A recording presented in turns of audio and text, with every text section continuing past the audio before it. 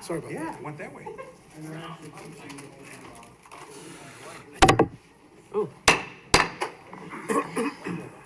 Welcome everyone to the City of Joliet Pre-Council Meeting, Monday, May 2nd, year 2022.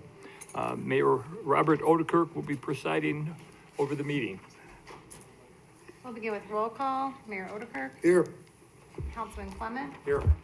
Councilwoman Gavin, I'm here. I just want to say hello to Brother Ed. I'm glad he's feeling better. How are you? Councilman Guerrero, Here. Councilman Hug, Here. Councilman Morris, Here. Councilman Mudrin, Here. Councilwoman Coleman, Here. Councilwoman Brereton. Here. First on the agenda this evening is a presentation on Community Mental Health Program by Jeff Carey, Fire Deputy Chief. Good evening, Mayor, City Council. I think most of you guys know that the fire department's been working over the past year to develop a comprehensive community mental health program. Some of you I've had the opportunity to meet with and give the intricate details of. Some of you guys I haven't been able to yet, but if anybody wants more details on it, feel free to email me and we can get together with you. I tried to get this half-hour speech done in about 5 minutes for you for tonight. So, yeah, tonight I just wanted to give you a short presentation on a community mental health plan that we've been developing over the past year for the community's growing needs. First, I'd just like to introduce the team that we've been working with for the past year on developing this program. From the Joliet Fire Department Peer Support Group, we have retired Captain John Lekancic. From the Upper Room Crisis Line, we have Sister Mary Francis. And from the Fire Department Chaplain, Brother Ed Aaron Bossage. And our training chief, Battalion Chief Aaron Kozlowski. And there's been many more people help, but these are just the folks that are here tonight. The number of mental health calls for us continue to rise year after year. And today they account for about 15% of the ambulance calls we go on. Mental health issues affect people from all walks of life and extend far beyond the mental health patients themselves. According to the National Alliance of Mental Illness, 1 in 5 adults and 1 in 6 children suffer from mental illness. Less than half of the people with mental illness end up getting treatment for it. Of those that do get treatment, it takes an average of 11 years from their first symptom until they get their first treatment. These statistics would show that approximately 28,000 residents of Joliet suffer from mental illness. And unfortunately, due to access and affordability, less than half of these residents will end up getting mental health treatment. The costs of mental health treatment extend far into the community, more than just the mental health patient. Mental health and substance abuse are the most significant drivers of disability worldwide. NAMI estimates that it costs the United States $300 billion annually for the cost of untreated mental health. This is due to lost productivity, due to absenteeism, job turnover, and medical and disability insurance. Based on the population, that would be an estimated 135 million here in Joliet.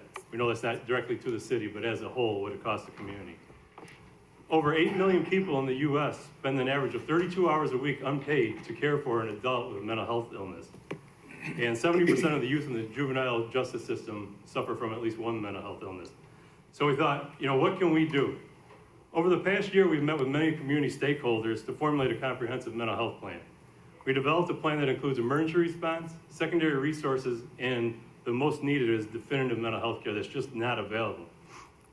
To start with the emergency care, we have trained the entire Joliet Fire Department in crisis first aid. Now, crisis first aid helps us do 3 things. The first and most important thing, it helps the first responders ourselves so we can deal with our own mental health stress and stresses of our coworkers, so we recognize our own problems and make sure we take care of ourselves.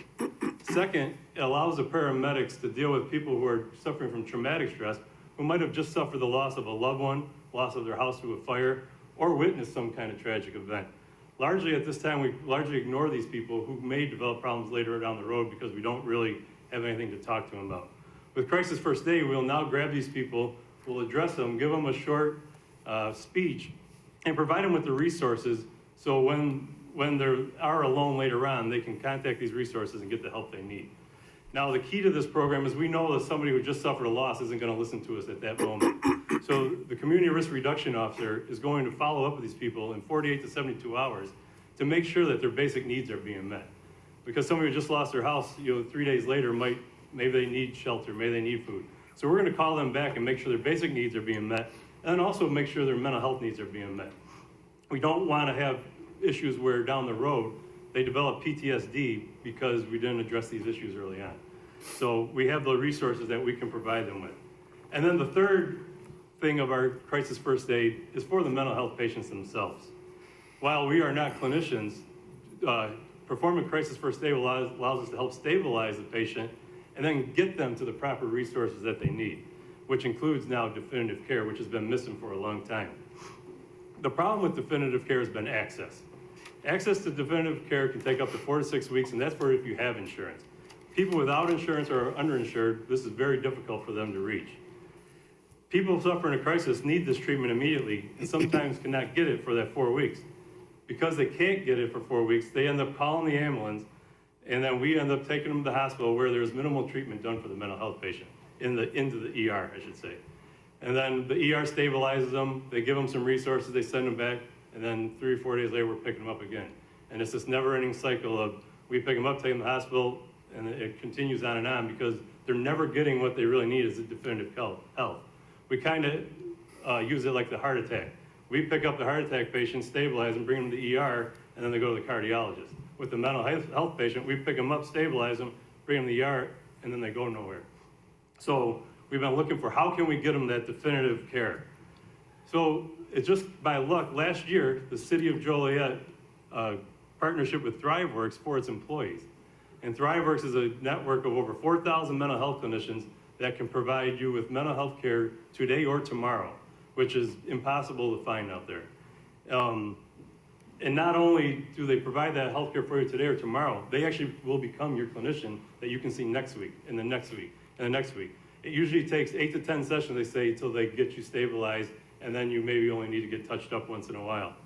And the good thing about this is they do 86% is telehealth, the other 14% is in person.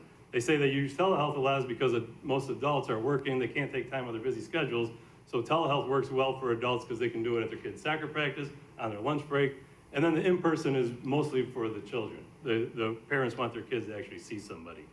So when we asked ThriveWorks, we're like, this is a great program for the city employees, how can we extend this to the citizens who so badly need it? So we've been working with them for a while and coming up with some ideas, and to be able, normally there's a membership fee and everything else with them, but to waive that membership fee and to partner with the city of Joliet, we had to provide them with a building. So we went and met with the CEO of Silver Cross Hospital, and she agreed that this is much needed in the community.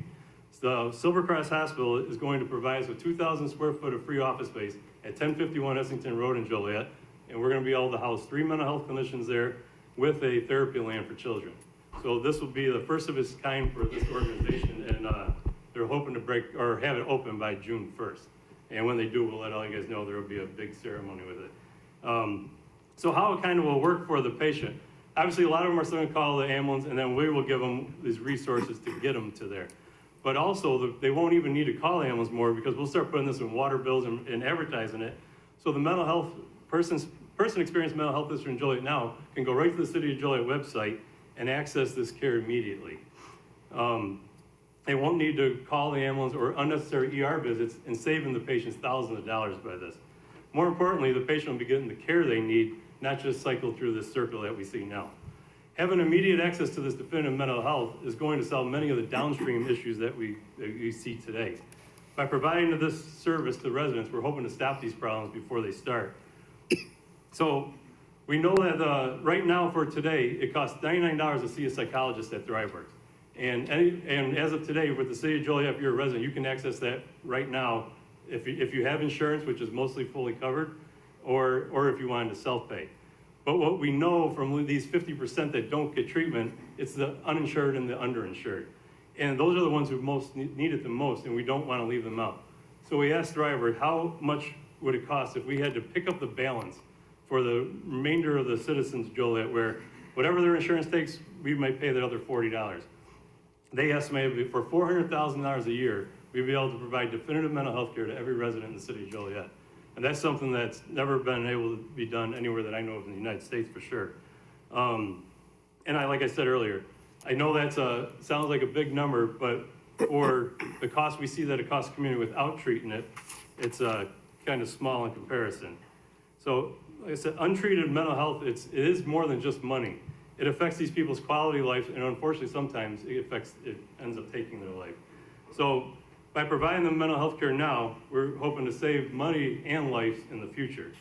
And I don't know if you guys have been aware, we've been meeting with the schools to try to bring this program into the schools. In the Joliet area high schools this year, there have been 12 suicides. There was just one a couple weeks ago at Joliet Central. We've been meeting with them over the past 6 months, and we're trying to get this program in. And what we've kind of aimed to do is try to get with the parents on freshman orientation, educate them, teach them this information, so they have these resources available so their kids don't have this problem down the road. We don't want to see any more kids committing suicide. And by getting them this resource now, if they're willing to sign the consent right away freshman year, their kids can access it right away, because sometimes maybe it is the parent that's the problem. They don't want to go to the parent. But with this, they'll be able to get that immediately, and at least they're getting the care they need so they don't go down that other road. And then in closing with this, I know, money's always tight in that, but since this is mental health and telehealth, it does fall under the COVID money grant. So we would be able to use money from there to pay for this program. And like I said, that's for 1 year. And in 1 year, we'll know if it's working or not. And from the word that's got out with this, there's a lot of other people that have heard what we're doing and want to get in on it. So we're hoping that eventually just becomes the program for the county. And even though we'll start and have to pay initially, eventually it'll be covered through the state or for the county. So if there's any other questions, I could answer anything now. Yeah, number one, I think it's a great idea. I know we met privately about this, so thank you for bringing this forward, all you for bringing it forward. What would be the metric? How would you measure to know if it's working or not a year from now? Would it be calls for service or hospital visits? Well, we'll know the calls. We'll see if they go down. But also, we can't get patient names from drivers, but drivers will be able to tell us how many people are using it. And so we'll know how many residents are actually accessing it. And that's a great thing too with the schools. With the schools, we'll have a separate code for Joliet Central, Plainfield South, JCA, Joliet West. And so if in 1 week, all of a sudden they get 20 suicidal kids, they'll give us a call and tell us, hey, something's going on in Joliet West. Get over there and we'll get into that school before it happens. Now, like I said, they can't tell us anybody's names, but they can tell us trends that are going on. Or, 30 kids got bullied last week at Joliet Central. We'll get over to the school and tell them, you've got a problem, and let's get in front of this. So that's how we'll be able to track it they'll let us know what trends are going on in the city. Thank you. Yes. Jeff, did you say you do have the community risk officer now, or that would be coming? That's when hopefully our list will be, or not, the list is out, but May 9th is when we're going to Police and Fire Board, and then when we get those members, we'll get that officer. So that's going to be tasked to him when he gets here. So that officer is in the budget now, not with the money you're speaking of? Yeah, he's for his drive already work? in the budget. We just have not. We didn't have a fire department hiring list yet, so we haven't been able to hire him yet. So, but that's probably going to take place in the next couple of weeks. I've got a lot of work for him. Jeff, also, I think one of the things that you kind of glossed over was the ability for them to see a doctor via telehealth and then be able to get a prescription right away, as opposed to having to wait for 3 weeks without them being off their medication. Yeah, we see that a lot. That's like two of the common things. One is they can't get into see their clinician, or two is they ran out of medicine and they can't get into see their clinician for 4 to 6 weeks. So they call the ambulance, we take them to the ER. The ER will only give them a couple of days worth. So with this, they can get in, see it, and they can get their medicine today, so they're not. And all this does is cause a lot of strain on the healthcare system and the ambulance system, because we're picking up people that they really don't need us, they need their clinician. But now we can get them right to that clinician. Yes. Your Honor, Hold on, Honor, Betty. if I might. Oh, go ahead, Betty. Yes. Thank you for that report. It is so timely right now.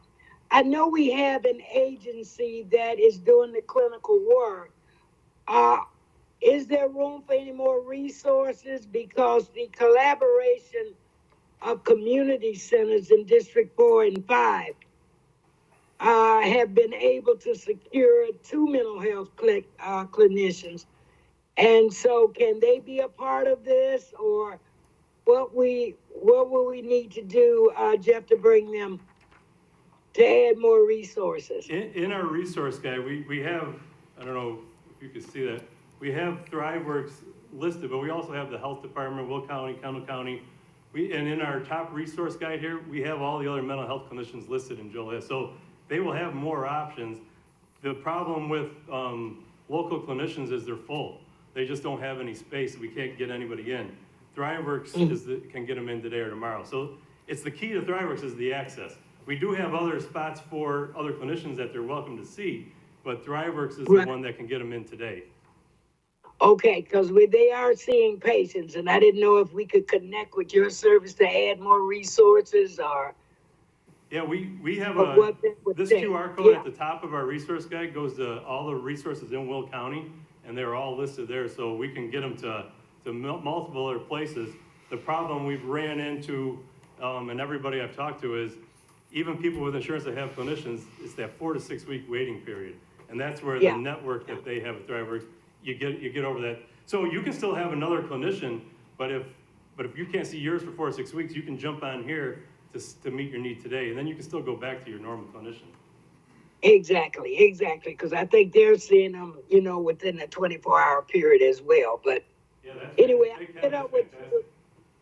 Yeah, I will get with you, Jeff, and explain what they're doing over there and how to access, or if they could be additional resource. But thank you so much for that report. And I think you're absolutely right. The numbers on the outside saves us numbers on the inside of what we've got to do if we, get this program going up and running. So thank you, sir, so much for that. Yes, thank you. And we've met with a lot of the community people we met with Spanish Center, the mission and all that, to try to get with their clinicians too, to get them all part of this program. So we'll meet with you also. Yes. And so we've been, it takes a lot of time. We've been slowly meeting with all the community partners to do that same thing. Right. Understood. So yeah, but thanks for the good work on that. You're welcome. Yeah, and I think if you guys have any other questions, Sister Mary Frances would just like to say one word in closing. Yeah, sorry. And I've already met with Jeff and the team. Come on up, sister. Yeah, you can stand next to me. If anybody on this council that hasn't had an opportunity to meet, you should really meet. I think most people know that I'm a tough sell on spending money, but I'm also well aware, a real advocate for mental health services for folks. It's mental health and dental health that is ignored in this country, and oftentimes only the wealthier, or the middle class and above can get. This addresses the mental health, which is very, very important. I had more than 1 or 2 questions for you when we met. Yes. I vetted it and put it through the grinder. I'm on board fully, so I encourage all of us up here, if you haven't yet had an opportunity, find the time to meet with Jeff and the team. Thank you. Yeah, we have a lot more of the intricate details, but I don't want to take up all your time tonight. So. I do have one more question. Jeff, are you ever going to have another 2-day seminar with the support group to train support people like we did a couple of years ago? I don't think, we haven't lost many members, have we? No, we haven't. Well, the reason I'm asking is I would encourage all the council people, if they want to know more about it, to attend that 2-day seminar so that we can also learn, I've been through it, but so they can also learn mental health issues, because we deal with a lot of, constituents sometimes, and, they just want to call to talk. Yeah, and we could start teaching mental health first aid to the community. Right. And that'll help everybody. Especially the crisis intervention part, right, at the beginning. And that's a big problem with suicide. When they do the suicide autopsies, is 90% of the time, those people show the signs, just nobody recognizes it, because we don't understand it. Mm-hmm. But the more we understand it, hopefully we'll recognize those signs. I still have one more question. Sorry. Sure, I know sure, we talked about that it was available to the city employees already. Is this available to the public? It would just be at a cost to them? Well, right now, it's currently? available to the public today if you have insurance or you want to self-pay. Okay. By partnering with Silver Cross and getting that billing, there's normally a fee that's been waived. Mm-hmm. So even if without that, it's already available for people if they want to pay. We just didn't want to leave out those Right. people that can't afford it, because they're the ones who need it the most. So, and it seems like to me, for that amount of money, like I said, I know it's still a big number, but for what it's gonna do, it seems kind of small. I agree. Yes, Yeah, sorry, sister. Yeah, this is definitely something that I would support. I would like to see other stakeholders as well, like the schools. I think it'd be a great partnership. The chief and I are working on something, coming up. We're not quite ready yet, but, definitely I can get behind something like this. I think it'd be great for the citizens of Joliet, so. Yeah, we want as many people involved as possible. thank you. Thank you. Okay, I just want to say a few words in support of this. I'm Sister Mary Frances, and most of you know me probably as the hotline person, but I'm also a suicidologist. And I think this program, this project is also an investment in the future, because the ones who are not covered, the ones who don't get the mental health services are going to be your homeless and your troubled people in the future. So this is really an investment for the future of Joliet as well as currently. Also, I would estimate there's nothing like this, and I would, Jeff mentioned in the US, I would say around the world. I've been on every continent except Antarctica. The penguins don't need hotlines, so I haven't been there. But in working with therapists, psychiatrists, psychologists in many, many countries around the world, working with researchers, etc., I have never found any program like this at all. And it's always the biggest problem with the therapists. If they don't get paid, then services end, and there's nothing like it. So I think this is a great opportunity for you. And I read in yesterday's Tribune, I just saw the headline that if libraries were not built before now, they would not be built at this time. And I'm thinking, this is a great opportunity for us at this time to grab onto a program that'll serve the mental health, where they don't have to wait 4 to 6 to 18 weeks for an appointment. And I hope you don't pass up the opportunity to approve of that. Okay, thank you very much. Thank you. Mayor, one more thing. Yes, These 4 or 5 people have worked diligently on this. I mean, I'm so proud that Jeff took hold of this and recognized it, got all the correct people on board, John McKanzik. John. Kozlowski couldn't think, he's got the mask on, so I couldn't. Brother Ed and Sister Mary Fran, I mean, they deserve a huge amount of applause, because this is a serious problem in our world right now, and they're not giving up on it, and it's just fantastic to work with them. If you ever go into one of the meetings, it's really enlightening, so they deserve a grand load of applause.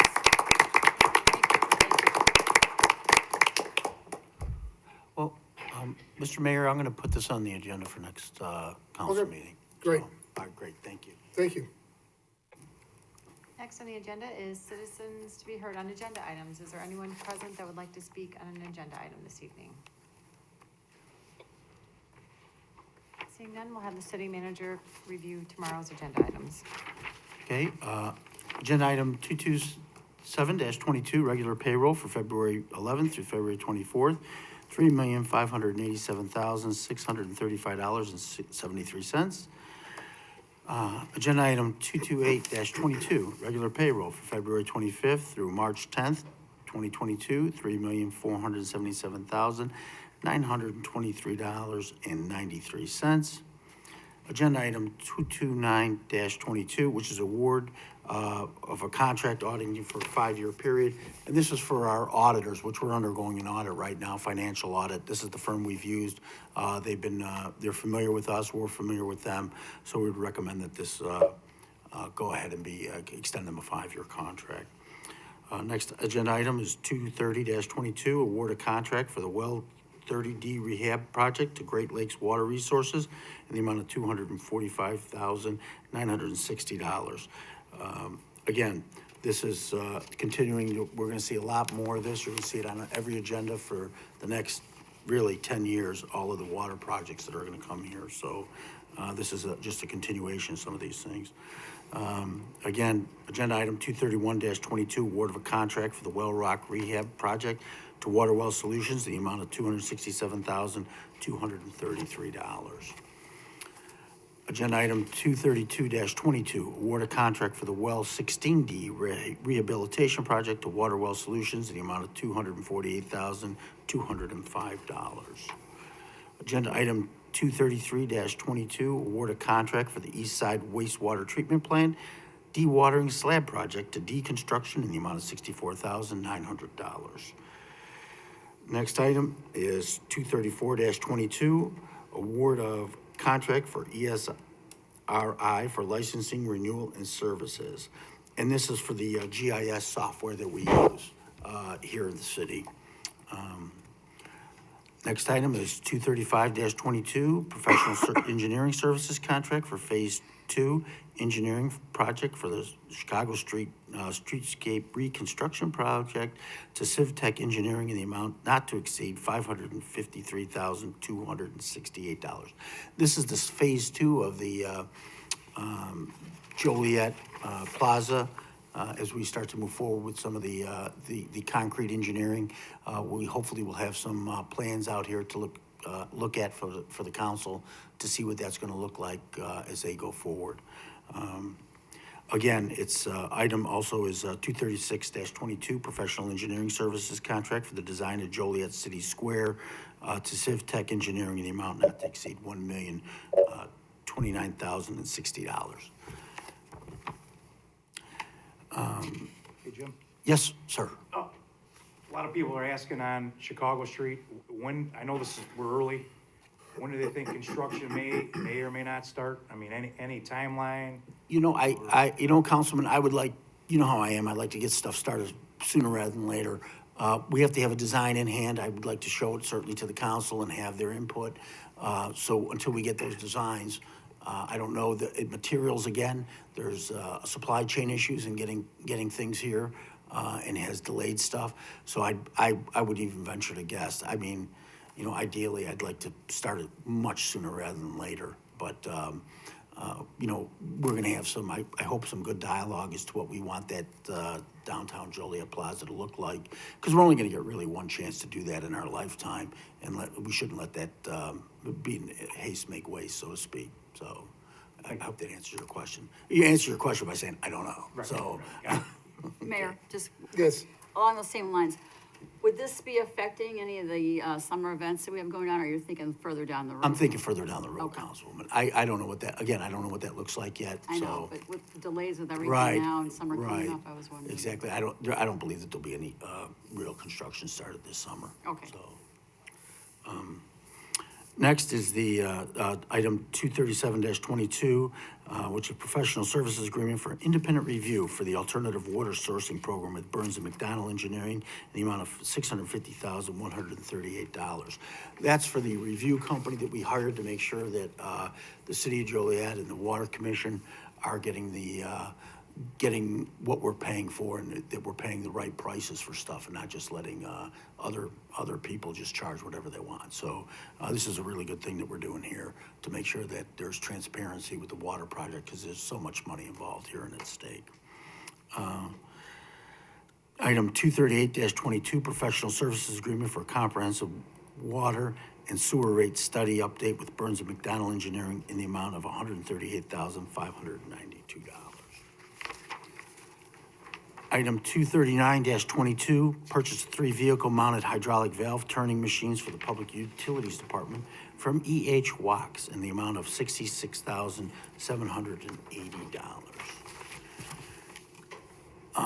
Next item is 240-22, authorization to enter in a sole source contract with Blue Line Professional Consultants. And that happens to be specifically designed for the police department and the police department only. That's a requirement by the state that we do this. So we have somebody who's specifically geared toward dealing with police officers and any mental health issues. It's a required training that all police officers have to undergo. That's why that's different than ThriveWorks. 241-22, amendment number 1 to professional services agreement for Phase 2 engineering services for the Olympic Boulevard, Hobart Road, Rock Run Creek roadway extension improvements to Patrick Engineering in an amount not to exceed $113,516. Item 242-22, amendment number 1 for the Phase 3 engineering services for the Essington Road Bridge over the Rock Run Creek Improvement Project to Hudson Engineering in the amount of $45,000, which is actually a rebate of $45,570.37, and the final payment amount of $2,870.18. Item 243-22, amendment number 2 to the Phase 3 engineering services for the Canton Farm Road Bridge over the DuPage River Improvement Project to William and Hoffman Associations, and that's a refund of $11,774.22. Amendment, item 244-22, amendment number 2 to the Phase 3 engineering services for the Washington Street Bridge of the Spring Creek Improvement Project to Wilman Hoffman Associations, again, in a rebate of $14,254.51. Item 245-22, change order 1 for the construction of the Caton Farm Bridge over the DuPage Improvement Project, a payment request of in the amount of the returning of $17,938.88, and a final payment in the amount of $83,249.77. Item 246-22, bridge over the Spring Creek Improvement Project to IDOT in the amount of return of $42,198 and payment request from final amount in the amount of $87,418.38. Next, we're on to ordinances, and this is 247-22, and these are the associated ordinances with the Joliet Logistics Park subdivision. As many of you know, that was tabled and it's finally been brought. We believe that we have finalized our agreement with them, so we put it on the agenda, just so you're aware of that.